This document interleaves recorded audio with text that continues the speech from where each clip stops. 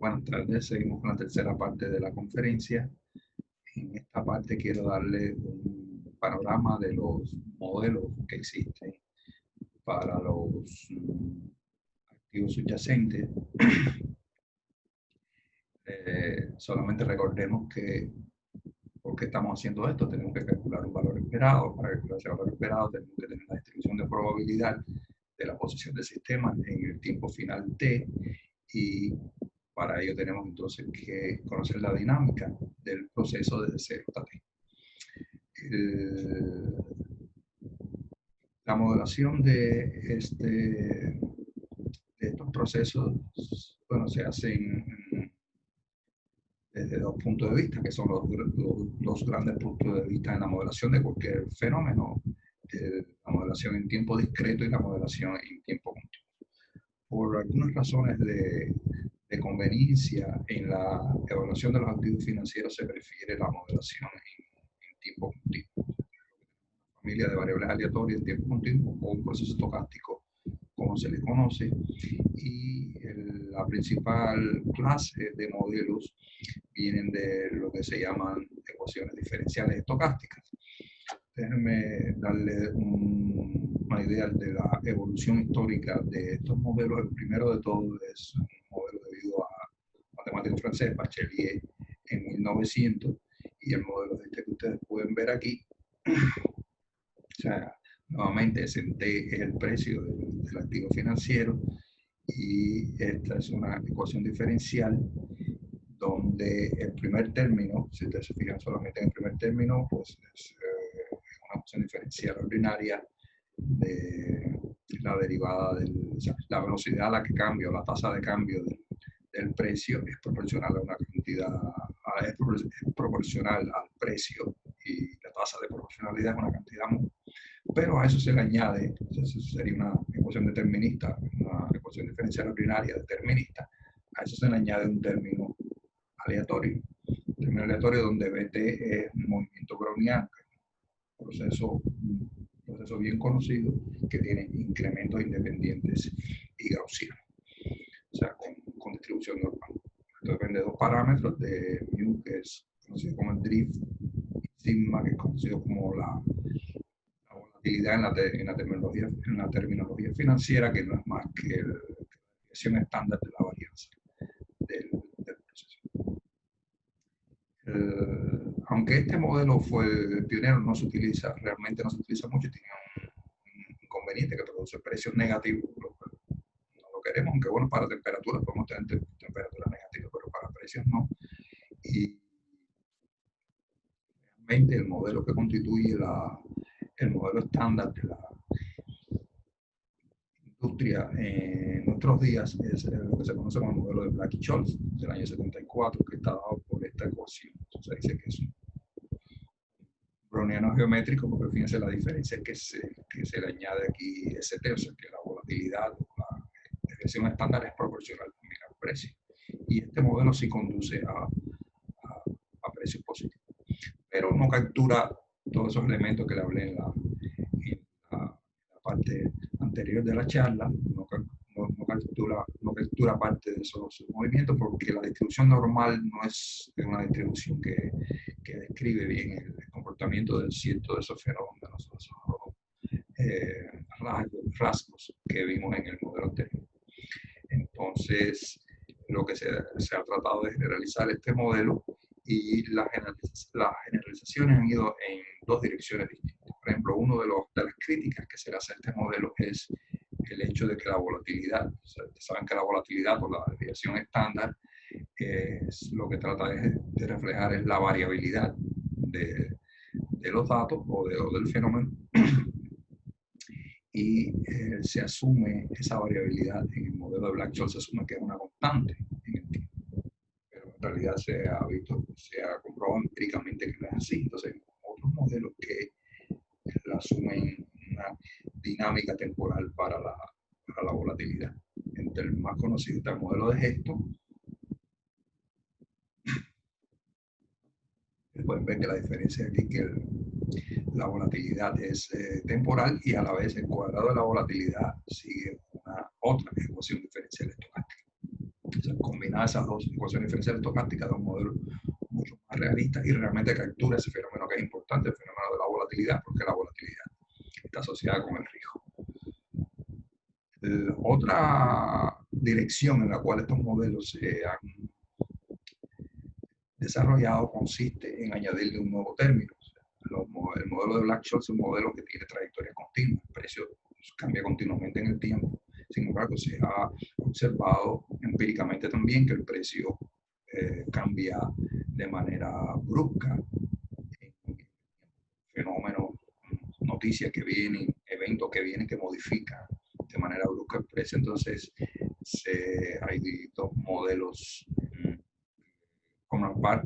forman parte de lo que se llama la clase de los modelos de difusión con saltos, que son el modelo de Merton y el modelo cubo, donde se le añade un nuevo término y ese ZT está dado por un proceso de Poisson compuesto.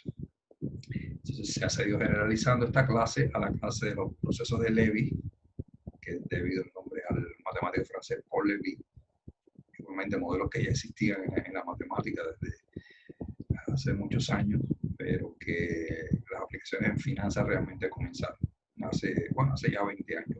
Son procesos que tienen incrementos independientes y son procesos estacionarios que contienen al movimiento browniano, pero no asumen una distribución gaussiana, sino asumen otras distribuciones de probabilidad que ajusten mejor los datos que se asumen. Bueno, y hay otro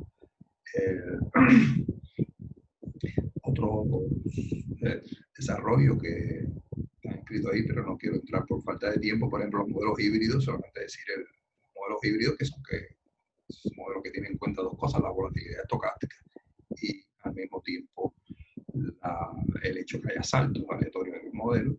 Y esto es más reciente, los modelos fraccionarios, que también son generalizaciones del browniano, pero conducen a una nueva familia de modelos para la dinámica de los precios. O sea, es a grandes rasgos la evolución de los modelos subyacentes financieros basada en ecuaciones diferenciales estocásticas.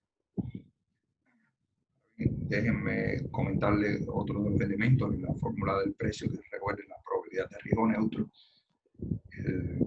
cómo tenerla. Bueno, por ejemplo, en la clase que me voy a enfocar, que es donde yo hago mis investigaciones en la clase de modelos, toman como base un proceso de Lévy, y entonces para esos modelos no hay una forma única de obtener la medida de riesgo neutro. De hecho, hay infinitas posibilidades de obtener una medida de riesgo neutro. Una de las más populares es una que, por cierto, viene también del área de la actuaría, que es una propuesta por Gerber y Xu, que es una transformación, basada en una transformación de Escher. O sea, uno tiene una probabilidad P, que es la probabilidad original, de la probabilidad que va a describir los precios en el modelo, la probabilidad real, y se pasa una probabilidad Q por un cambio de probabilidades basada en la derivada de Radon-Nikodym, donde este LX es la función cumulante, o sea, el logaritmo de la función generadora de momento de Diophant. Ese cambio de probabilidades basado en un parámetro θ, que es un parámetro que se debe determinar, o sea, que tenemos libre a decidir cuál parámetro escoger, o sea que es infinito posibles cambios, y hay análisis que, o sea, intuitivamente cómo se justifica esta medida, este cambio de probabilidad maximiza cierta función de riqueza, que es uno de los objetivos del proceso inversionista. Entonces, bueno, esa es la transformación de Escher, o sea, en Gerber and Xu, es lo que nosotros usaremos como medida de riesgo neutro. Bueno, entremos entonces en la parte más específica de la evaluación de contratos de temperatura y de precipitación. Ustedes pueden ver, hay tres índices. Aquí uno es la temperatura acumulada a lo largo de un periodo, como les dije, en el caso discreto, cuántas son temperaturas, y aquí estamos sumando todas las temperaturas en ese periodo. O también hay otros índices que se consideran que son el número de días de calor, o sea, la temperatura en exceso de una cantidad C, que es las cantidades de calor o de frío, HDD y CDD, donde C, por ejemplo, típicamente es 18 grados. O sea, se cuenta todos los días en que la temperatura excedió los 18 grados y se suma. Si no, no se suma nada. O sea, por eso estamos poniendo en más y es 0. Recuerden que es máximo utilizado. Entonces, bueno, son los índices que interesan y los contratos financieros que se escriben, que la principal plaza donde se intercambian estos contratos en la plaza de valores de Chicago, pues son basados en estos tres índices. Entonces, concretamente para la temperatura tenemos un modelo en tiempo continuo y un trabajo que hemos realizado, que ustedes pueden buscarlo en la red.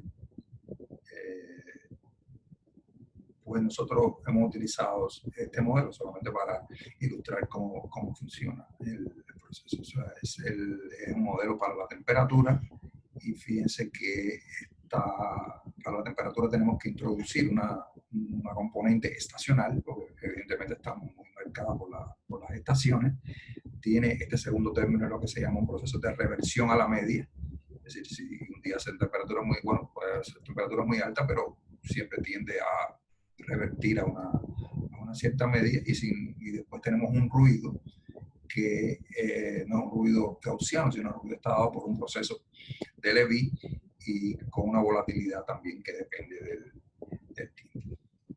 El proceso de Levy, esto no tengo tiempo de explicárselos ahora, que se toma es procesos de este tipo que se llama un time change, con el tiempo cambiado. O sea, tomamos un browniano y en lugar de utilizar el tiempo natural T, lo que le ponemos es un tiempo aleatorio para que se permita acelerar o desacelerar el proceso en cierto momento.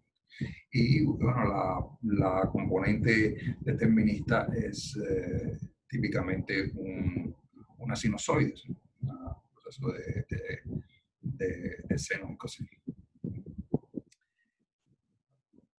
Sobre este modelo, entonces queremos calcular el precio. Hay dos formas de hacerlo. Una es el precio por transformada de Fourier inversa.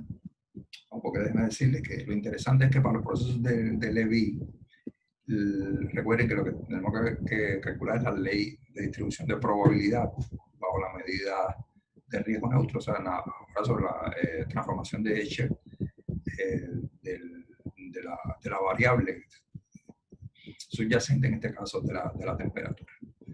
Eso, o para un proceso de Levy, cuando un proceso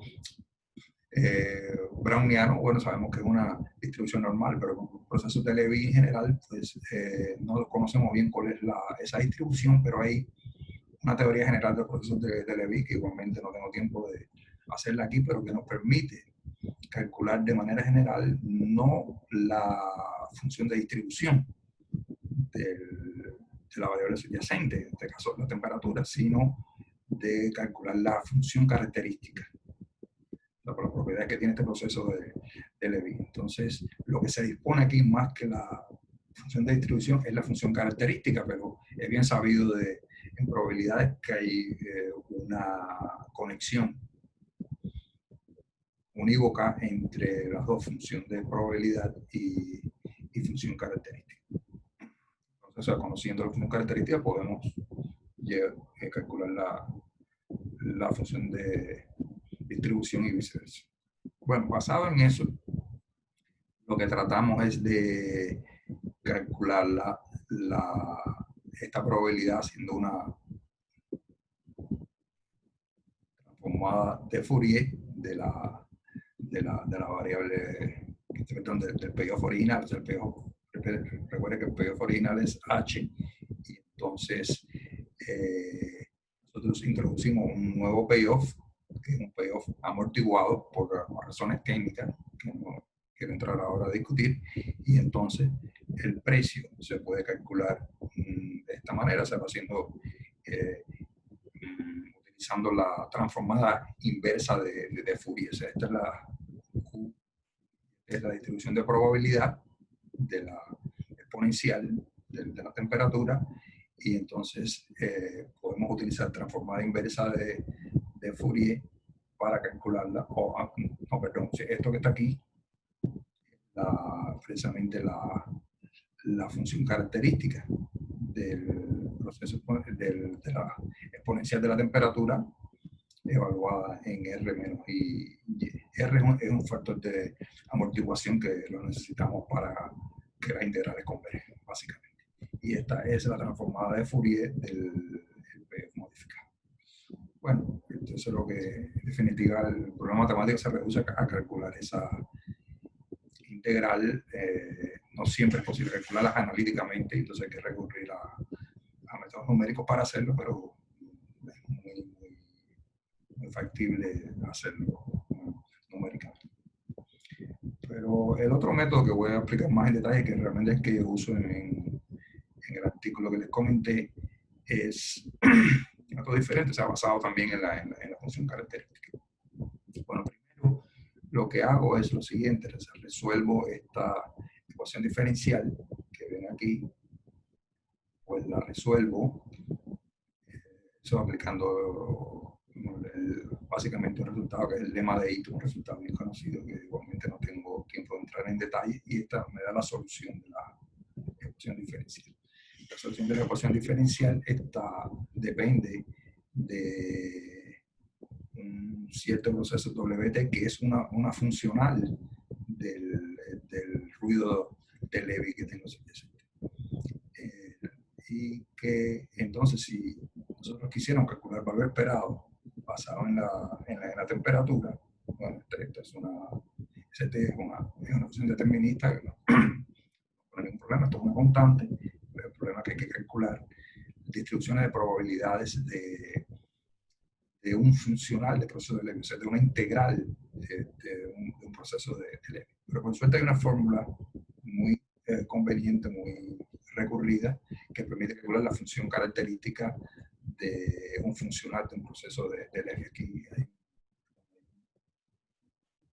entonces BS. Esta fórmula que está aquí, que igual depende de la función cumulante del proceso.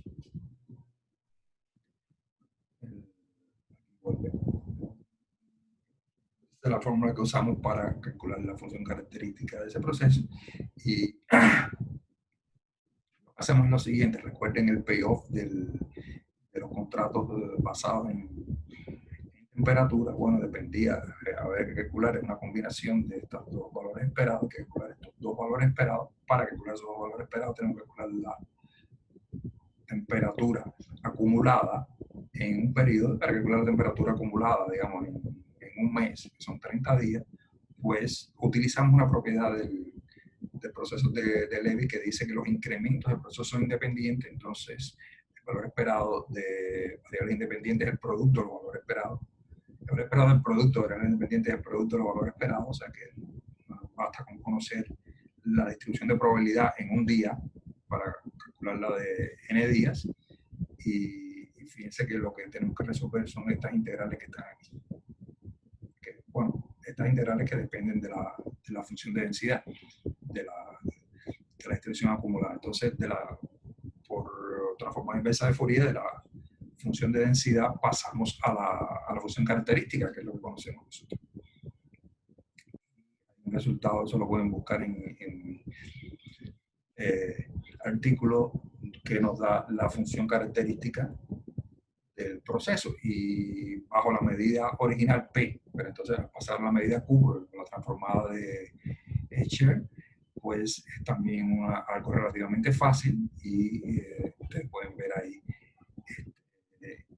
la fórmula para la función característica de la temperatura en la transformada de H, o sea, en la medida martingala equivalente. Por otra parte, hay otra cuestión que no quiero entrar aquí en detalle, un poco técnica, pero no muy difícil tampoco, es el valor de tita para que sea martingala en el proceso, que nos interesa para lograr la medida de riesgo. Eso se hace. Y entonces lo que quería explicarles es, una vez que tenemos la función característica, cómo pasar de la función de densidad a la función característica o cómo calcular esta fórmula.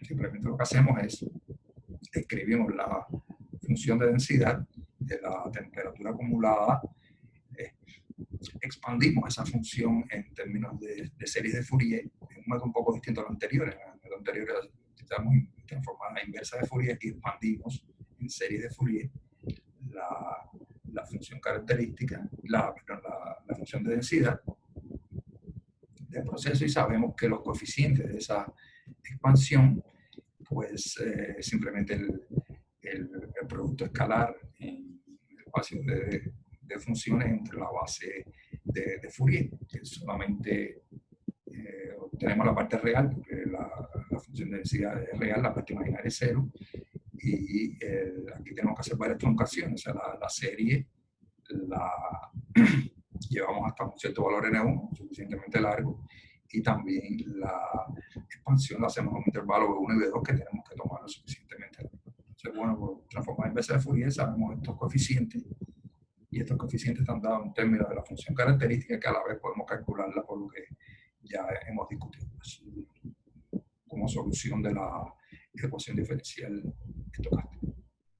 Bueno, ustedes pueden ver la fórmula para calcular esta integral y la otra se la voy a integrar de acuerdo, depende del proceso. Y finalmente, como les dije, la función característica de la temperatura acumulada es el producto de las función características de los incrementos, de los cambios de temperatura en cada día diario, multiplicado por una constante y unos elementos técnicos aquí, pero son fáciles. Esta es la forma en que se calcula. Déjame finalizar, bueno, con alguna. Déjame parar aquí y voy a hacer otra